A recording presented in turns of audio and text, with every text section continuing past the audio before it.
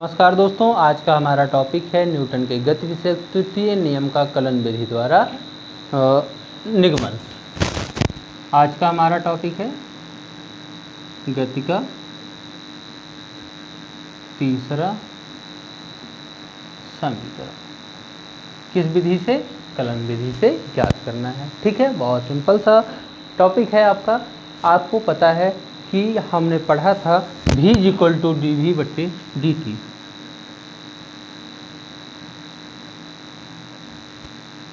हम जानते हैं कि v =ds/dt। आपको तो इसके बारे में पता ही होगा। अगर हम चाहें तो इसको लिख सकते हैं v =ds/dv और मल्टीपल dv/dt। dv से dv आपका कट जाएगा और ds/dt आपका फिर से बच जाएगा। लेकिन ये है आपका वेग परिवर्तन, यानी कि dv/dt हम जानते हैं होता है वेक्टर a। यहाँ पे a लिख सकते हैं तो हो जाएगा v = a ds/dt। इसको पक्षांतर कर देते हैं, ये आपका हो जाएगा v dt = a ds। उचित सीमा के अंतर्गत, उचित सीमा में दोनों पक्षों का समाकलन करने पर, आइए यहाँ पे भी कांस्टेंट बाहर हो जाएगा आपका, और t समय की जो सीमा होती है वो 0 से लेकर t तक होती है। एक कांस्टेंट बाहर, ds s क्या है? दूरी की सीमा 0 से लेकर के s तक है। भी आपका यहीं रह जाएगा। dt का समाकलन क्या होता है आपका? t हो जाएगा 0 to t, और ds यहाँ पे है आपका ds का समाकलन s हो जाएगा और 0 to s। यहाँ पे हम रखेंगे, यहाँ पे हमें शायद v की वैल्यू भी रखनी पड़ेगी। बिना v की वैल्यू रखे हुए हमारा काम नहीं बनने वाला है। लेकिन सॉरी, यहाँ पे थोड़ी सी गलती हो गई थी शायद। ds/ ये dv था, सॉरी ये dv है आपका। तो अब आपका v कांस्टेंट नहीं रहा, ये फिर से करना पड़ेगा। चलिए, तो v का समाकलन हो जाएगा v²/2, और वेलोसिटी 0 से लेकर कहाँ से होगी?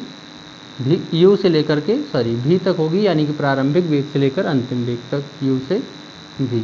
एक कांस्टेंट s का समाकलन s हो जाएगा और 0 से लेकर s तक।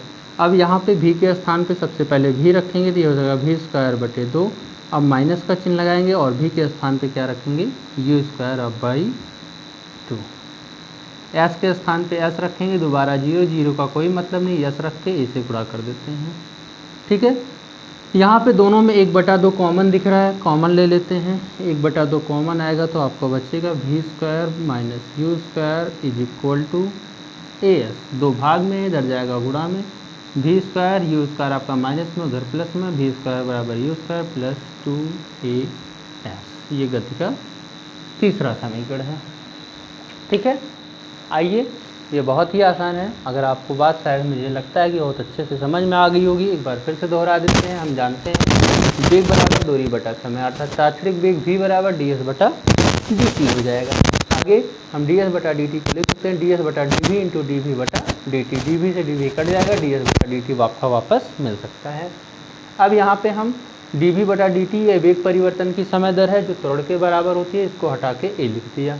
इधर इसको पक्षांतर किया, पक्षांतर करने पे ये हुआ v × dv = a × ds। दोनों तरफ मैंने उचित सीमाओं के अंदर इसका समाकलन किया। सीमाएं क्या थी? ये वेलोसिटी थी, यानी कि वेग था, और वेग की सीमा प्रारंभिक वेग से लेकर अंतिम वेग, यानी कि u से लेकर के v तक होती है।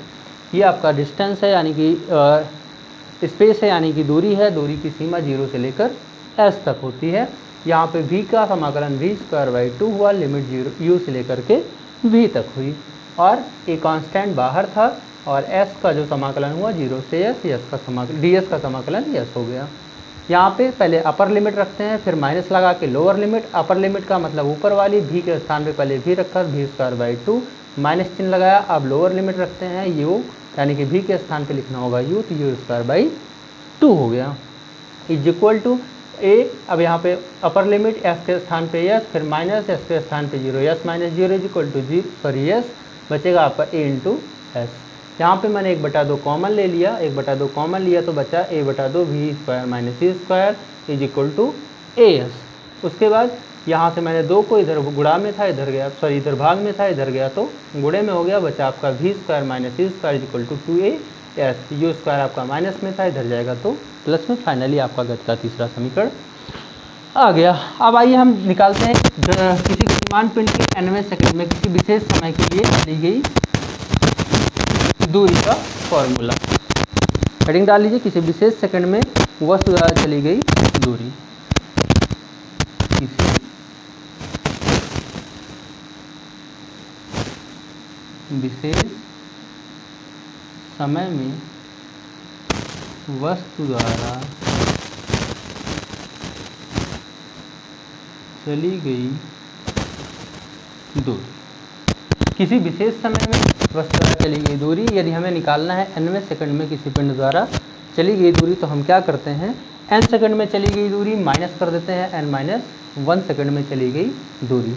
जैसे आपसे कहता है कोई पिंड गतिमान है, उसका वेग दे दिया, प्रारंभिक वेग, अंतिम वेग, दूरी दे दिया, और पूछता है आपसे बताओ 5वें सेकंड में, सिर्फ 5वें सेकंड में कितनी दूरी चलेगा। तो हम क्या निकालेंगे, 5 सेकंड में चली गई दूरी माइनस कर देंगे 4 सेकंड में चली गई दूरी। तो 4 सेकंड वाली जब घट जाएगी तो वही लास्ट 5वें सेकंड वाली चली गई दूरी हमें प्राप्त हो सकती है। हम जानते हैं, लिखेंगे